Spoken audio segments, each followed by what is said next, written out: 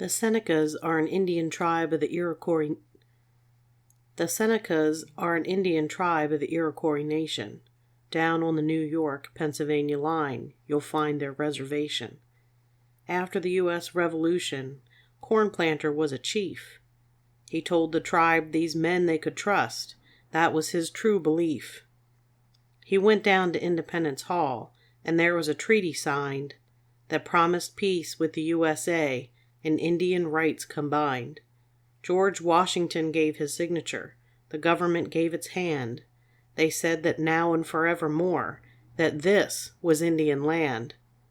On the Seneca Reservation there is much sadness now. Washington's treaty has been broken, and there is no hope, no how. Across the Allegheny River, they're throwing up a dam.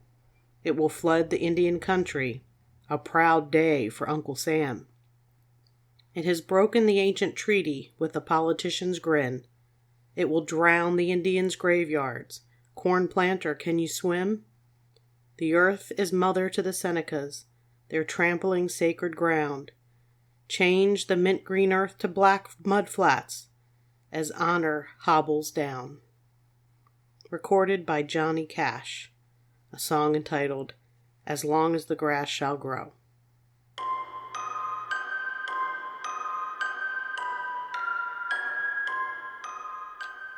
I fear not the dark itself, but what may lurk within it. Welcome to Lurk, bringing you creepy, strange, and bone-chilling stories, with your host, Jamie Jackson.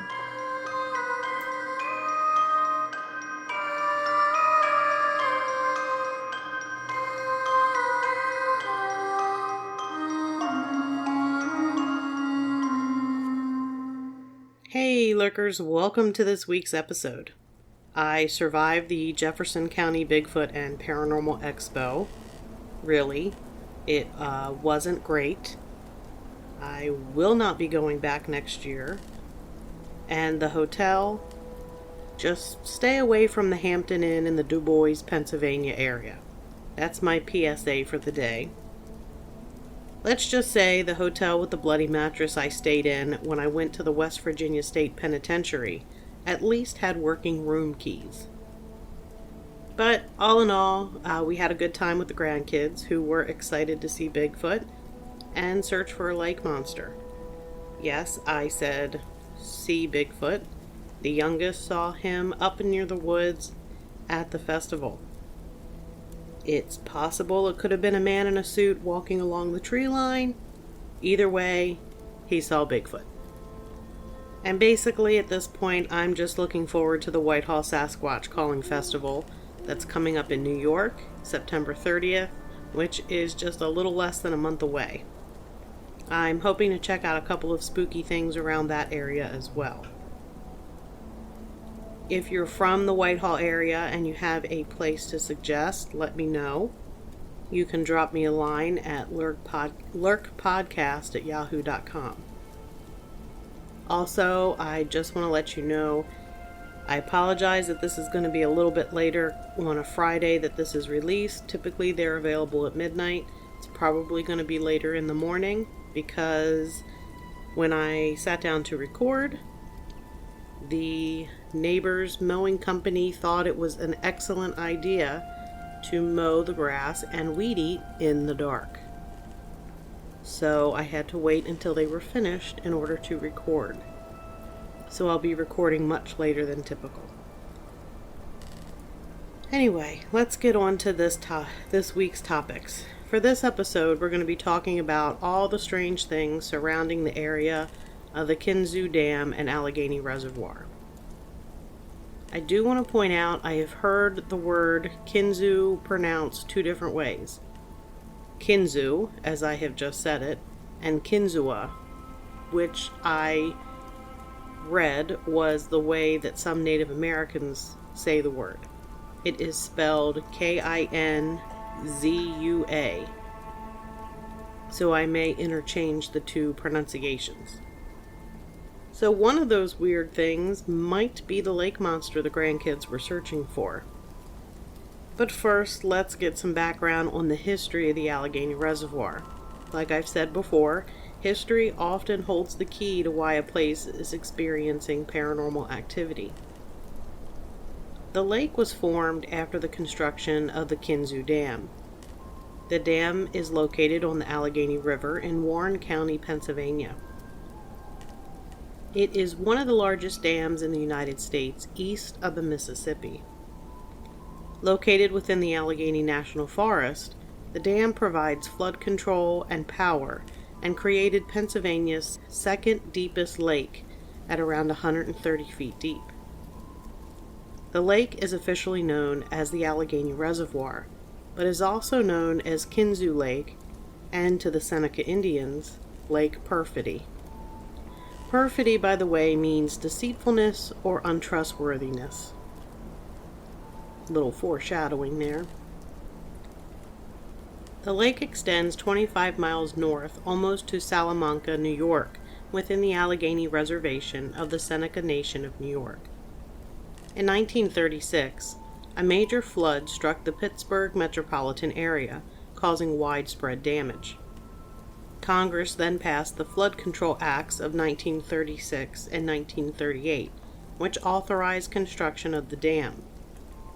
Construction didn't start until 1960, and it was fully completed in 1965, but it took another 2 years for the reservoir to fill completely in 1967. As I'm sure you may have guessed, there was considerable opposition to building the dam, mostly from the Seneca Nation. The dam proposed flooding of lands to create the lake, and that plan meant the Seneca were going to lose most of the historic corn planter tract in Pennsylvania, along with numerous communities and thousands of acres of fertile farmland. More than 600 families were displaced, and the Seneca lost about 1/3 of their territory, which was about 10,000 acres. The land in question had been granted to the Seneca Nation in a Treaty of Canandaigua, which was signed by President George Washington. Chief Corn Planter was a powerful chief within the Six Nations of the Iroquois, which included the Seneca, Oneida, Mohawk, Onondaga, Cayuga, and Tuscarora. Corn Planter fought in the French and Indian War and the Revolutionary War, on the side of the British, because the British had made a lot of empty promises to the Seneca Indians. Corn Planter traveled to Philadelphia after the war, and he met with Washington and Jefferson, that's Thomas, to plead the case of his people, that they just wanted to live in peace and farm their land. The land that was given to Corn Planter in the treaty was known as the Corn Planter Tract.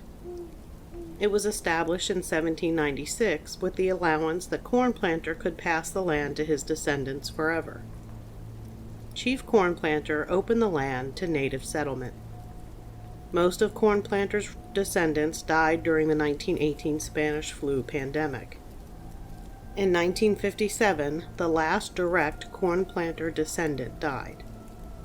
But sadly, this tract of land was going to be underwater once the dam was finished.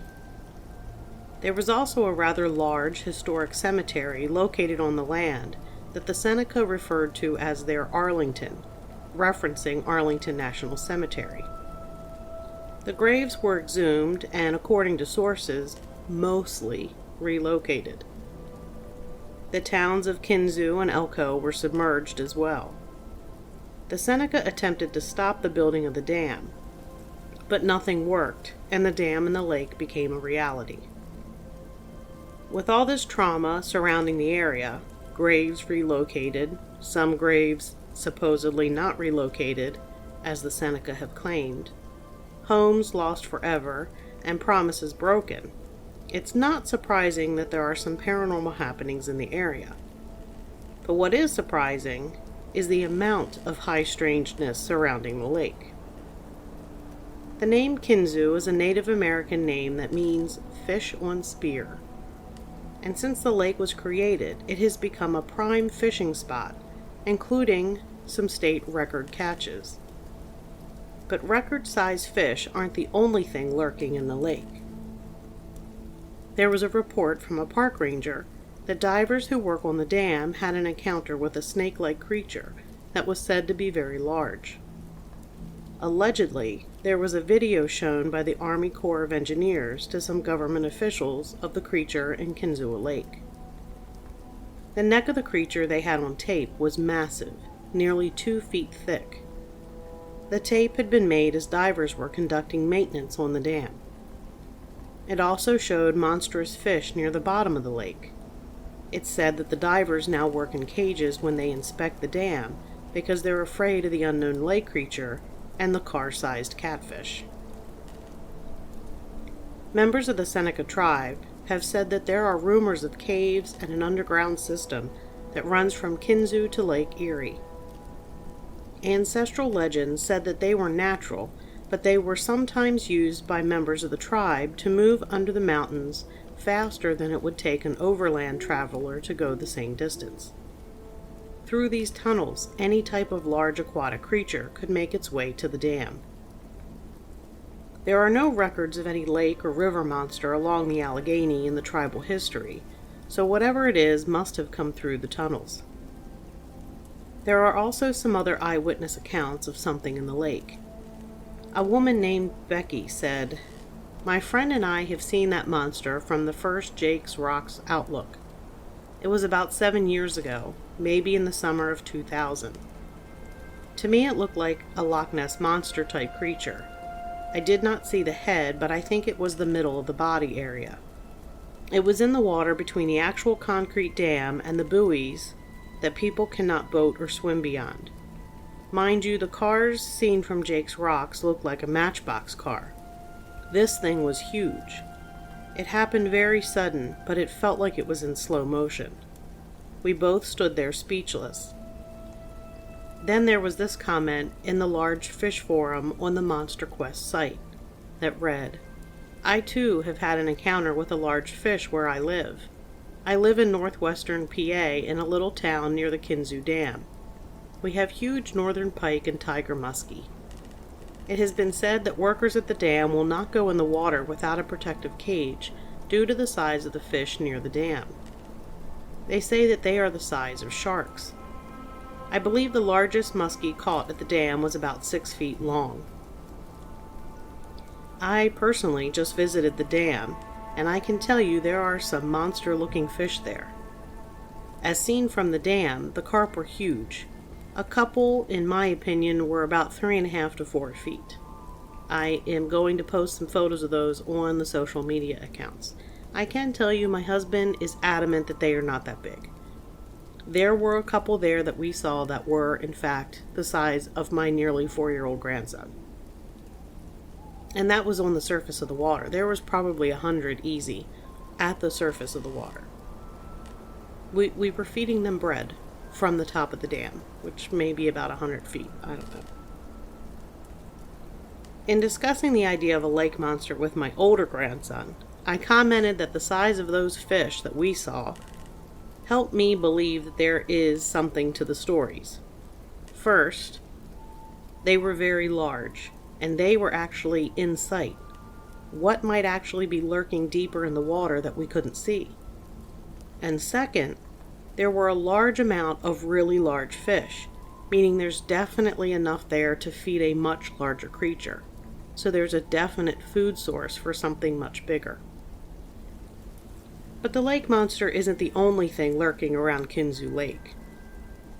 Our buddy Bigfoot is also seen there. A 39-year-old man camping in an extremely isolated and wooded area was sleeping on the ground in a sleeping bag when he woke up and felt like something was watching him. Standing about 7 feet away was a 6.5 to 7 foot tall bipedal creature. It then just turned and walked into the woods. The color of its hair was dark brown to black, and it was about 4 to 5 inches long. The creature looked to be about 300 pounds. The face area was the only area not covered with hair. It was lighter in color and young-looking. The head was oval-shaped on top. The eyes did not glow, and the nose area was large and flattened. The creature had a flat forehead, and its mouth was large and closed. It stood slightly stooped over, and the arms hung below the knees. No odors were detected at the time. The evening before the sighting, the witness had detected a decaying odor. In 1990, 2 men were camping in the Allegheny National Forest. They were chopping wood when they smelled a strong skunk-like smell. It was followed by a loud scream or howl-type vocalization. After a few minutes, they heard a second scream or howl, but it was much farther away. They never saw anything, but they were certain it was an encounter with Bigfoot. Another sighting occurred at approximately 5:01 a.m. in a highly wooded and mountainous area. The witness had camped overnight and was heading out of the forest. They stopped the vehicle and they heard loud noises in the woods. A deer came out of the woods and up an embankment about 40 yards ahead of them. The noises continued, and then that's when they saw a tall jogger follow the same trail the deer took. But they soon realized it was not a human jogger. It was around 7.5 feet tall and weighed around 450 pounds. The thing was covered in stringy brown hair and had an ape-like appearance. The witnesses did see the eyes. They had no whites to them and appeared large and black with no glow. At first, no odor was present, but within a few seconds they smelled a sour, sweaty aroma. The thing's arms came to within 2 inches of its knees. The creature took a step towards the witnesses, at which point they climbed back in the vehicle. The ape-like creature then took off down the road and disappeared into the woods.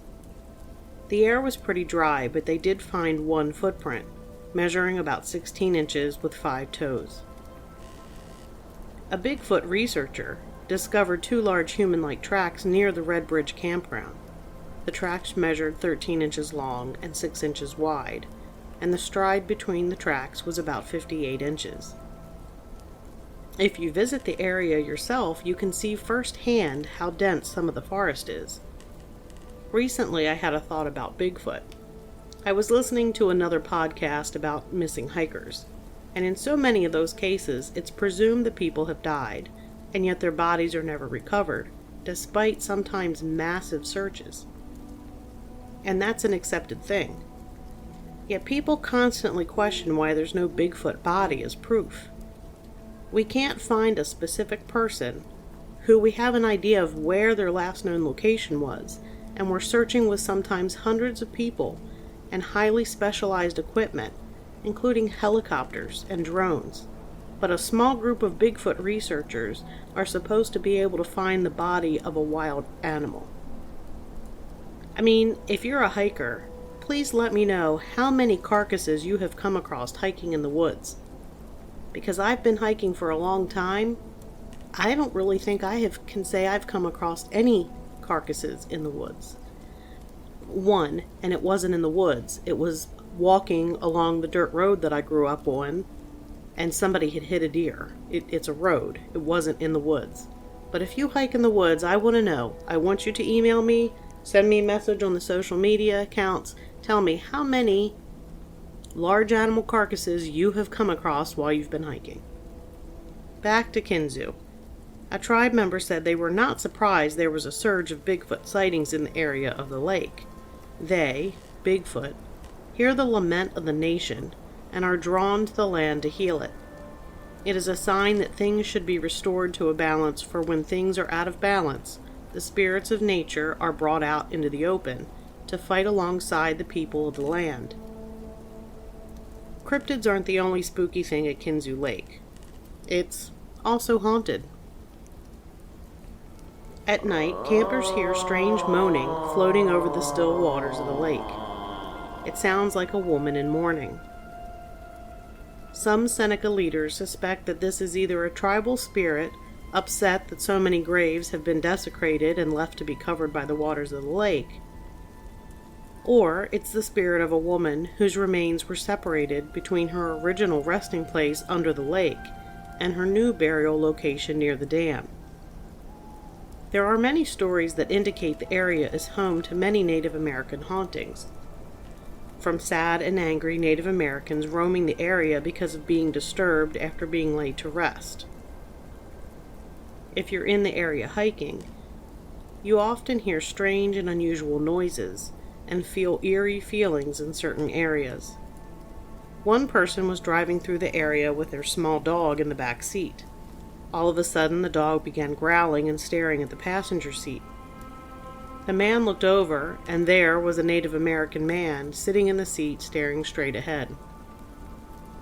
Shortly after, the Native American vanished. At various locations in the Allegheny forest, there are sightings of a ghost called the Flannel Man. People would see the apparition of a man wearing a flannel shirt walk out of the woods. He's tall and thin, with a scraggly beard, wearing flannel shirt and jeans. He appears and just as suddenly disappears. In the mid-1980s, a couple was camping and sitting around the campfire around 2 a.m. when they decided to ride to the lake. As they drove, a man suddenly appeared and was standing on the shoulder of the road. The driver turned the car around, but the guy wasn't there. He had just vanished.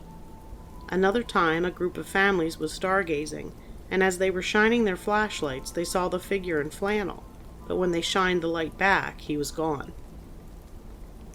And then there is the Seneca legend of High Hat. High Hat is a giant with a mouth full of razor-sharp teeth and a fondness for the tender flesh of children. He also wears a stovepipe hat, which earned him his name. During construction of the dam, even the white construction workers saw him appear and just as quickly disappear. It's said that he appears at times of unrest, which would explain why he was seen so much during the dam construction. He was seen so often that workers nicknamed him Abe Lincoln, as in several of them would say, "Hey, have you seen old Abe Lincoln today?" There are also stories of witches in the area who were seen riding their broomsticks and who would slither down chimneys and put a hex on those inside the cabin. They were said to put out the fires in the cabins at night in the cold of winter, and they were blamed for cows not producing milk. You know, the basic witch complaints. Along with the witches was a witch killer by the name of John Myers, who, for a fee, would have the victim of the witch stand in front of a piece of paper, and John Myers would trace their outline.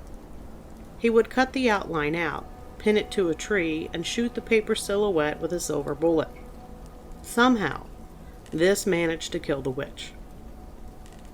John Myers is said to have died in 1821 in Warren County, Pennsylvania, but no records of that have been found. Some say he's still alive and on a mission to save residents from witches. We aren't done with the creepy and strange near Kinzua Dam and Lake yet. We got one more thing. We have cryptids, we have Bigfoot, well, he's a cryptid. We have ghosts, we have witches. You know what's coming next, right? That's right.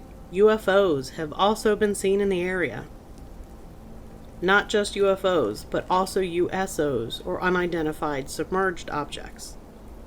Many claim to see UFOs disappear within or rise up from the waters of the lake. January 2008, there was an account that read, "It was snowing very continuously that night, but the sky had that slight lit up look. My husband took our puppy out for a walk while I stayed home. He proceeded to go north up the street and follow the main road through town. He noticed when he stopped a series of 5 yellow silent objects moving across the sky above the northwestern part of town. He watched them move so fast out of sight that he said it was in a second. What was unusual after that was about 2 minutes after the sighting there was an extremely loud roar. He could see nothing, but proceeded home. I greeted him with the fact that our windows and doors shook. It hadn't been thunder, and it wasn't a sonic boom. The next day, many of the residents in town were talking about what had happened the night before." So, is the land cursed? I'm not sure, but I did record some EVPs that I am going to play for you now. Now, I did not have a chance to really listen and edit these ahead of time, so I'm just going to play them for you, and you'll hear what you'll hear. So here's the first one. Anybody here? Reservoir.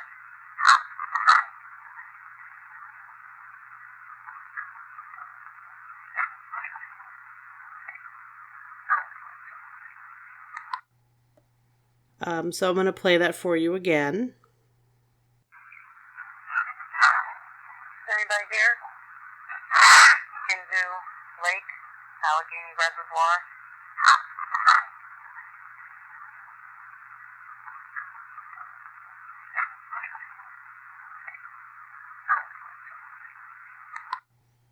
And here's this next one. This is Jamie at Kinzua Lake, Lake Perfidy.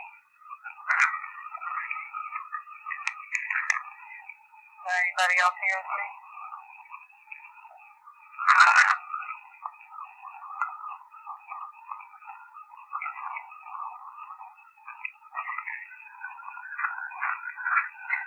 Anything you want to say?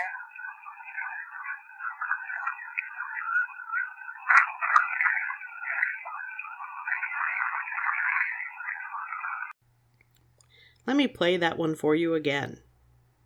This is Jamie at Kinzua Lake, Lake Perfidy. Anybody else here with me?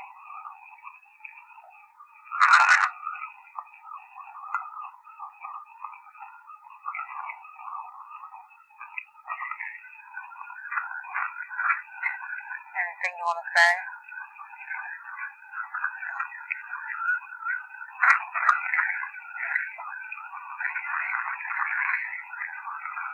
And I've recorded 2 other ones, but I don't know if there's anything there, so I'm going to play them now. Are you angry that they built the dam?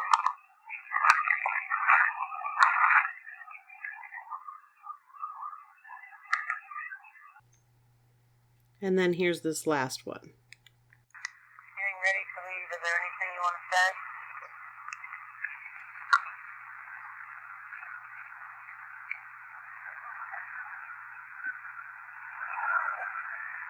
Anything you want me to know?